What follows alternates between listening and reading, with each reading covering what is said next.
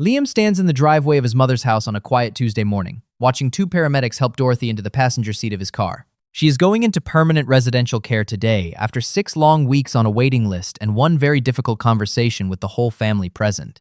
Nobody at the hospital mentioned a clock. Nobody from the care coordinator's office mentioned it either. And neither did the solicitor, who helped finalize the paperwork 3 weeks earlier, sitting across a desk covered in forms nobody had time to read properly.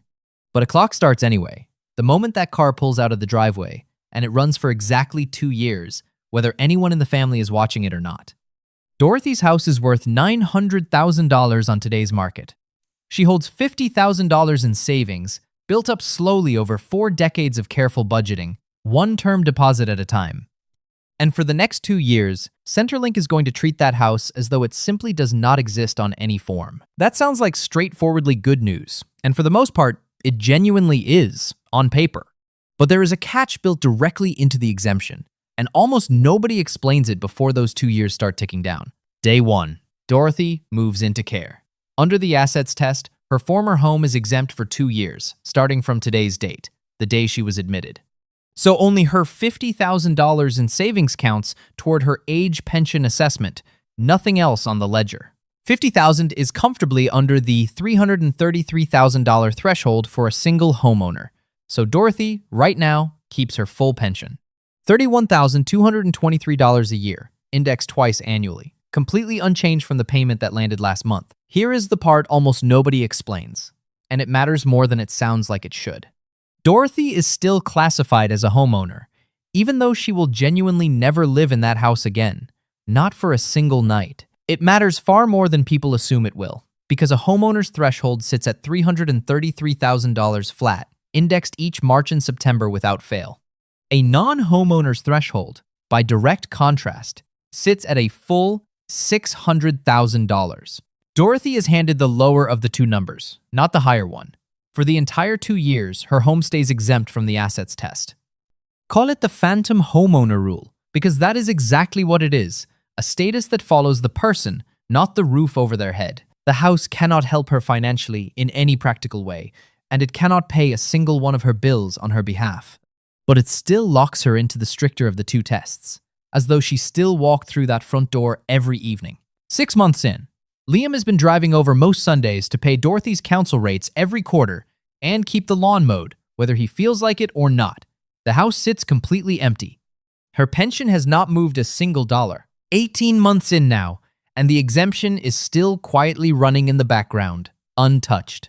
The family has stopped thinking about the deadline entirely because absolutely nothing has visibly changed in a year and a half of fortnightly payments. This is exactly the point where families get caught out, because the exemption feels completely permanent right up until the exact day it isn't, and there is no reminder scheduled to arrive before it happens. Day 731 arrives. 2 years and 1 day, no different from any other Tuesday on the calendar. The exemption simply ends. The house becomes a fully assessable asset overnight, valued at its full market price, with no transition period and no warning letter of any kind.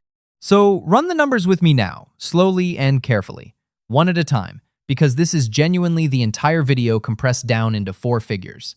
$900,000 for the house. $50,000 sitting quietly in savings. Add those 2 figures together, right now, in your head. $950,000 in assessable assets. That is the full total as of day 732. Exactly.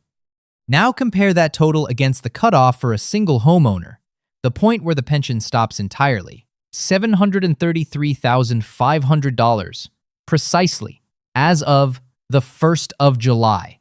Dorothy sits $216,500 above that line, with absolutely nothing available to soften the landing. The taper does not gently reduce a payment that is this far over the line. At that kind of distance, it eliminates the payment completely, down to the last cent. Dorothy's pension drops from $31,223 a year to 0 on a single day, without a letter arriving first to warn anybody it was coming. Now, a reasonable person watching this is probably already thinking the obvious response. So what? If the pension stops, it is because the family is asset rich, and nobody should feel particularly sorry about that. Fair reaction to have, honestly. And it is the reaction most people land on first. But it misses exactly where the actual damage happens, because the family is asset rich without being cash rich in any usable, spendable sense. The house has not been sold. Nobody in this family has a spare $900,000 sitting in a bank account, ready and waiting to be spent. What exists instead is a $900,000 asset sitting untouched on paper, a pension that has just gone to zero, and a Pensioner Concession Card that quietly vanished along with it. The cash flow gap is completely real. The underlying wealth on paper is real too. Both things are true at exactly the same time. Under Social Security law, Dorothy, or Liam, acting as her representative, has 14 days to notify Centrelink once that exemption period has actually run out. That same 14-day rule applies every single time her circumstances genuinely change. Not only at this particular 2-year mark. Miss that 14-day window, and any pension paid out afterward simply becomes a debt owed straight back to the government, recoverable in full, with no grace period attached to it anywhere. So here is the part that actually matters most in all of this, and it is a genuine trade-off rather than a simple fix anybody can honestly recommend. Selling the house before the 2 years are up ends the exemption immediately, at the exact moment of settlement, not on day 731.